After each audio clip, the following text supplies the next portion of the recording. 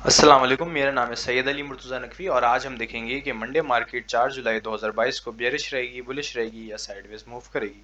तो उसके लिए हम देखते हैं जुलाई 1 2022 को मार्केट में क्या बाइंग सेलिंग हुई और प्रीवियस वीक भी हम पूरा देखेंगे क्योंकि वीकेंड हुआ है।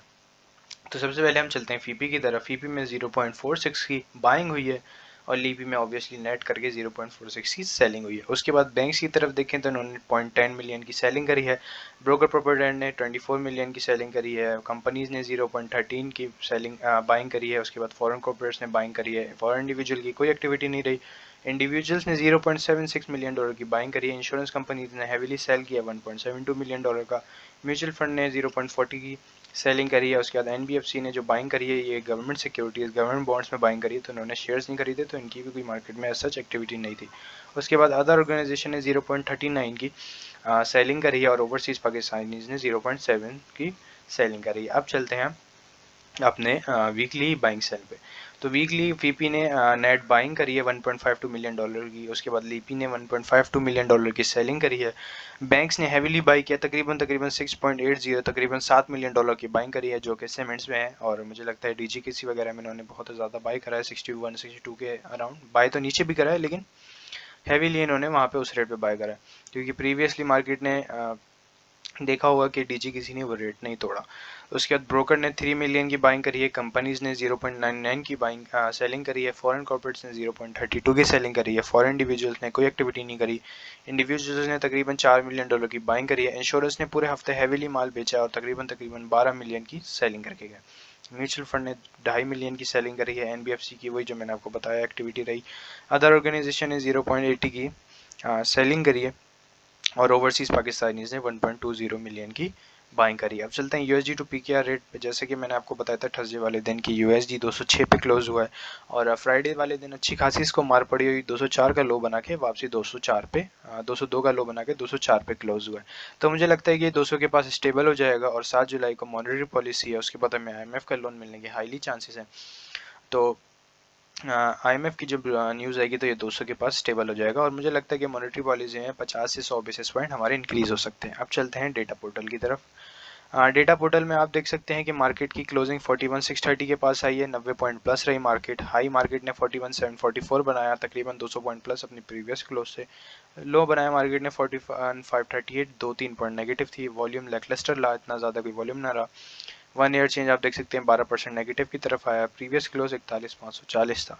उसके बाद आप डे रेंज देखें तो 41,538 था और हाई जो था 41,744 था। 52 वीक रेंज आप देख सकते हैं 40,500 मार्केट का लो रहा और 48,144 मार्केट का हाई रहा। तो अपने लो के पास है मार्केट। ओपनिंग मार्केट की अच्छी हुई और पॉजिटिव रही। उसके बाद मार्केट अप डाउन करके क्लोजिंग के टाइम पे जो जुम्मा था 2 क्लोजिंग आती हैं 12 बजे अप ही क्लोज हुई अपने टॉप पे। फिर मार्केट खुली और डाउन आई और 2-3 पॉइंट नेगेटिव गई। उसके बाद मार्केट में बाइंग दोबारा आई और फिर दोबारा वही अप डाउन करके मार्केट 41,630 पे क्लोज हुई। एक्टिव परफॉर्मर्स में देखें तो वही एक्टिव परफॉर्मर्स दिखते हैं जो थर्सडे वाले दिन था। एजीएल, उसके बाद एएनएल, जी tech, TPLP, Hum network, PRL, SNGP, Yousuf weaving, Kohinoor spinning mills और यूनिटी। एजीएल में 2 करोड़ का तकरीबन वॉल्यूम लगा 1.19 मिलियन का। उसके बाद एएनएल में 1 करोड़ का और फिर जी टेक और ये सारे बाकी स्क्रिप्ट थे। और एजीएल का 740 का हाई रहा जुम्मे वाले दिन और उसके बाद इसमें सेलिंग आई और फिर ये 650 पे क्लोज हुआ। टॉप एडवांसर्स में बहुत सारे आइटम्स हैं लेकिन इनमें वॉल्यूम नहीं, तो इनमें काम करने का मज़ा नहीं आता। ऐसा कोई आइटम नहीं जिसमें अच्छा खासा वॉल्यूम लगा हो। उसके बाद टॉप डिक्लाइनर्स में भी ऐसा कोई आइटम नहीं जिसमें बहुत ज़्यादा वॉल्यूम लगा हो। अच्छा, एक और बात, मैं डेटा पोर्टल नेविगेट करने की एक वीडियो बनाऊंगा इंशाल्लाह और वो बहुत जल्द यूट्यूब पे अपलोड करूँगा, तो उसके लिए भी आप वेट कर सकते हैं। उसके बाद हम चलते हैं डेली की टेक्निकल ग्राफ्स की तरफ। तो मार्केट का जो RSI है वो 45 के पास है और MACD 12 के पास है। दोबारा पॉजिटिव मोमेंटम MACD में शुरू हुआ है और जो हिस्टोग्राम है आपका वो दोबारा ग्रीन हुआ है, डार्क ग्रीन हुआ है। और जो नीचे की येलो लाइन और ब्लू लाइन है उनमें दोबारा डिस्टेंस आया और येलो लाइन दोबारा उठने की तरफ है।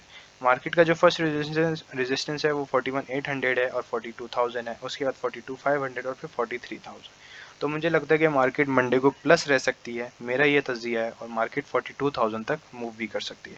ओवरऑल मार्केट में सेलिंग प्रेशर आया है फ्राइडे वाले दिन और मार्केट खाली 200 पॉइंट प्लस 250 पॉइंट प्लस गई थी, उसके बाद 100 पॉइंट 90 पॉइंट प्लस क्लोज हुई है। तो हो सकता है मार्केट थोड़ा डिक्लाइन ले, उसके बाद मार्केट अपना 41 और हो सकता है कि दोबारा वापसी सपोर्ट पे और 41,200 41,300 पे सपोर्ट ले, लेकिन मंडे मार्केट मुझे लगता है 41,800 और 42,000 के आसपास जा सकती है। ये थी हमारी डेली की टेक्निकल। अब हम चलते हैं वीकली की। वीकली पे भी मार्केट अच्छी जगह पे है और पॉजिटिव डाइवर्जेंस क्रिएट हुआ है। वीकली मार्केट RSI 39 पे है। टोटल वॉल्यूम 486 मिलियन का लगा है और जो हमारा हिस्टोग्राम है वो भी लाइट येलो हो गए। तो डेली भी मुझे लगता है कि मार्केट इंशाल्लाह नेक्स्ट 42,000 के आसपास क्लोजिंग दे सकती है।